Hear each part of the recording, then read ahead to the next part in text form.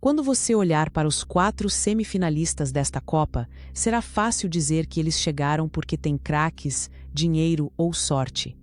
É a explicação ideal para quem só presta atenção quando a câmera liga. Mas a semifinal não começou nas quartas de final. Ela começou anos antes, longe do estádio, quando alguém decidiu formar jogadores, manter um método, corrigir erros e construir uma estrutura que não dependesse de um único salvador. Hoje eu vou mostrar 4 trabalhos invisíveis que existiam antes da vitória, e no final você terá 4 perguntas para descobrir se também está tentando vencer apenas no improviso. Há uma amarração histórica perfeita para esta conversa. Em 13 de julho de 1930, no Uruguai, começaram os primeiros jogos da história da Copa do Mundo. Estados Unidos contra a Bélgica e França contra México entraram em campo ao mesmo tempo. A França venceu por 4-1 e Lucien Laurent marcou o primeiro gol da competição. Naquele dia, ninguém sabia o tamanho do campeonato que estava começando. Quase um século depois, o torneio virou uma máquina global. O espetáculo cresceu, a tecnologia mudou e a pressão ficou brutal. Uma coisa, porém, continua igual. Todo mundo vê o gol. Quase ninguém vê os anos que o tornaram possível. Se fatos históricos usados para entender o presente merecem espaço no seu feed, curta este vídeo. Agora vamos sair da arquibancada e olhar o sistema. A França está outra vez entre os 4 melhores. É tentador resumir isso a uma geração privilegiada, mas geração não é método. Talento aparece em qualquer país. A diferença é o que acontece depois que ele aparece. A estrutura francesa aprendeu a identificar, formar e expor jogadores a uma cultura comum, sem exigir que todos sejam cópias do mesmo atleta. O indivíduo mantém suas virtudes, mas aprende dentro de um sistema que possui linguagem, cobrança e caminho. E existe uma bela volta histórica. A França marcou o primeiro gol da Copa em 13 de julho de 1930 e em 2026 chega novamente à semifinal. Não é uma linha reta de sucesso. Houve derrotas, crises e correções. Continuidade não significa repetir tudo, significa preservar o que funciona enquanto se conserta o que falhou. A Espanha também não chegou apenas porque encontrou jogadores habilidosos. Seu trabalho de categorias de base cria continuidade entre faixas etárias, comissões e seleções. Quando o atleta chega ao time principal, ele não encontra um idioma esportivo completamente novo. Isso não elimina personalidade nem garante vitória. Método não é profecia. Ele reduz desperdício. Em vez de reunir talentos e torcer para que se entendam sob pressão, o sistema passa anos ensinando princípios que permitem adaptação. É uma lição que vale fora do futebol. Empresa que treina apenas quando o erro explode não tem formação, tem incêndio. Família que só conversa quando a crise chega não tem continuidade, tem emergência. País que muda a regra a cada governo não tem projeto, tem temporada. A Inglaterra venceu a Noruega por 2-1 após prorrogação e voltou a uma semifinal sob o peso de uma contradição antiga. O país ajudou a organizar o futebol moderno, tem uma liga riquíssima e ainda assim passou décadas descobrindo que dinheiro e tradição não substituem coordenação.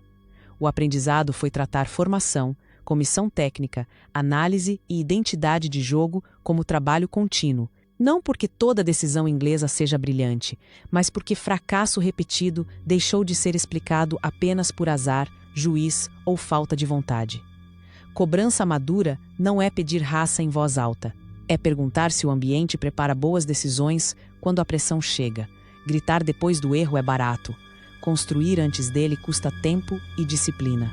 A Argentina venceu a Suíça por 3-1 após prorrogação e chega carregando talento, experiência e uma expectativa que costuma esmagar qualquer projeto que não vença imediatamente.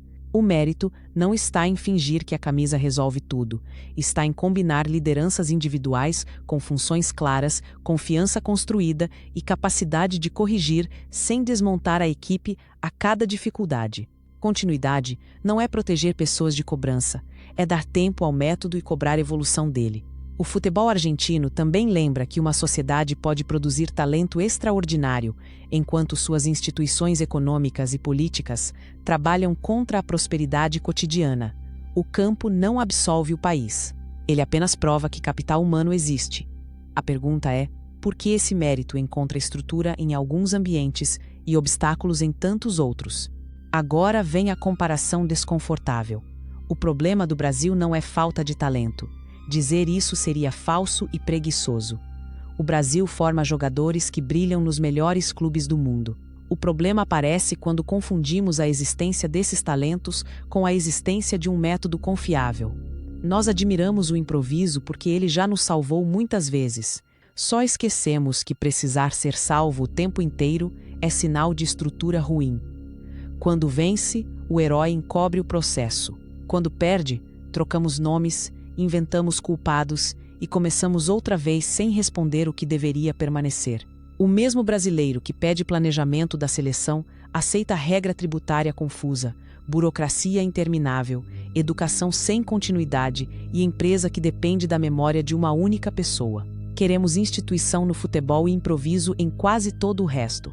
Você achava que a diferença estava no jogo decisivo, mas o jogo decisivo apenas expõe a diferença que já existia. Formação define quem chega preparado. Continuidade impede que toda derrota apague o aprendizado. Correção transforma erro em informação. Estrutura permite que o mérito individual apareça sem precisar lutar também contra o próprio ambiente. Isso não garante taça. Futebol continua imprevisível, e seria intelectualmente desonesto transformar vitória esportiva em prova de superioridade moral ou econômica. Mas método aumenta a qualidade das tentativas. Sorte pode decidir um lance. Ela não sustenta décadas de formação. Inscreva-se no canal porque, depois das semifinais, nós vamos separar quem aprendeu com a derrota de quem apenas encontrou uma desculpa melhor. Agora tire o futebol da tela e aplique 4 perguntas à sua vida. Primeira: o que você está formando antes de precisar? Conhecimento, saúde, reserva financeira, sucessores, filhos capazes ou apenas urgências? Segunda: o que continua quando o entusiasmo termina? Existe rotina, calendário e responsabilidade ou cada segunda-feira reinicia a mesma promessa? Terceira: como o erro volta para o sistema? Você registra, conversa, mede e corrige ou apenas procura alguém para culpar? Quarta: sua estrutura ajuda o mérito ou trabalha contra ele? Uma pessoa competente consegue avançar ou precisa desperdiçar energia, vencendo processos, vaidade, imposto, ruído e decisões contraditórias? Escolha a pergunta em que sua resposta foi pior. Não faça um plano épico. Defina uma correção observável para esta semana. Formação sem prática vira curso esquecido. Continuidade sem revisão vira teimosia. Cobrança sem método vira humilhação.